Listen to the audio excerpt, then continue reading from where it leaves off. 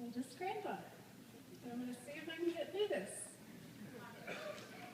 I'm going to read a letter that I didn't get to give him, but I want him to know.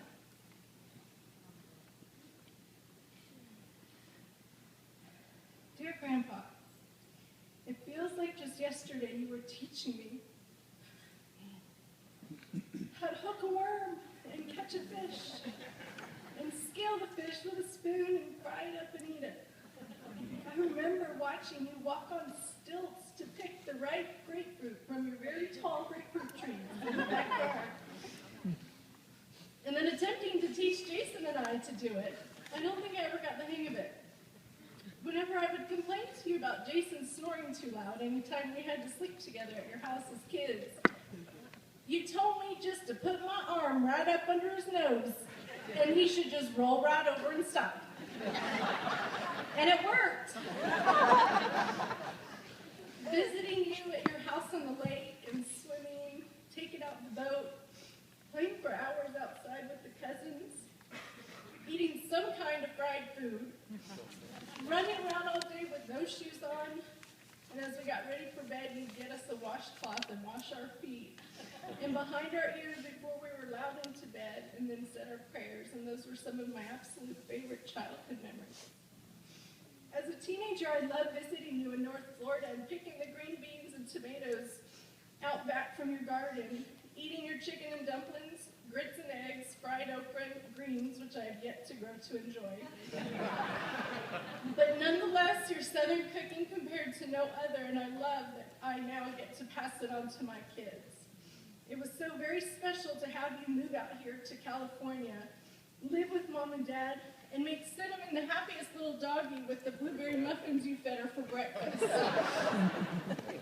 However, watching you fall in love all over again with Maxine at 80 years old, while Matt and I were dating and falling in love ourselves, was one of the greatest things I've ever experienced.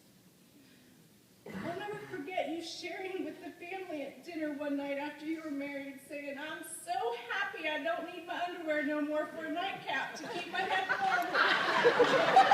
Because now I've got a wife."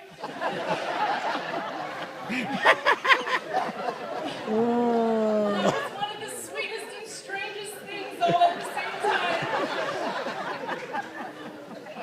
But your ability to share your heart so open and freely was one of the greatest things about you. I'm so grateful you and Maxine were at my wedding and welcomed and loved Matt into our family. Having you at our wedding and holding each of my girls for the first time as babies was one of the greatest blessings. I'll never forget when you saw Alexa walk without her brace for the first time. And you looked at her with such pure joy and pleasure, and you said, "That is the most beautiful thing I've ever seen. I've prayed every day for the good Lord to heal her hips. And what a beautiful miracle it is to see her walking perfectly." I can hear your voice right now, because of course as her mom, I knew what a miracle that was. But to hear your pure gratitude to God for answering your prayer for my daughter was something I will forever be grateful for. I loved how every time I saw or talked to you, you asked me if I was being a good girl. And I guess as a grandparent, you forever saw me as a little granddaughter. Thank you for listening and letting Kyla and Emma interview you for their family history projects and sharing countless stories of your childhood memories, singing on the front porch with your family as a boy, picking strawberries for your first job for 5 cents a quart, your experiences in the war, growing up on a farm, and raising Dad and Uncle Mike, and countless others will forever live in my heart and memory as well as my children's. Your love for God, commitment to family, His church, gardening, hard work, gentleness, simplicity, and humble way of life will stay with me forever and be passed on to my children, along with your Southern accent, spirit, and phrases, which I adored with all my heart and soul. These last few weeks, the girls and I were able to spend with you were by far my favorite. Bringing you their artwork, and watching you and Emma read through her book on the animals of Australia. Kyla showing you her ice skating video and Alexa dancing for you was so special.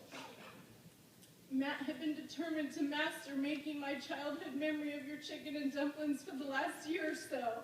And to have our last lunch together be eating his chicken and dumplings with you and you giving him 2 thumbs up is something I will remember and treasure forever. Thank you for reminding me to always be grateful for my 3 beautiful flowers God has given me.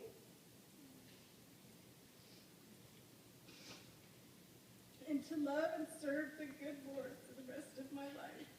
Thank you for coming to our family holidays and birthday celebrations, even when it began to get harder for you and not as enjoyable. It will take some getting used to not seeing your adorable face and hearing your unforgettable, joyful voice at our family events. The girls will miss your funny stories, your joyful spirit, sitting on your lap and you asking if they've been good, and riding around on your walker.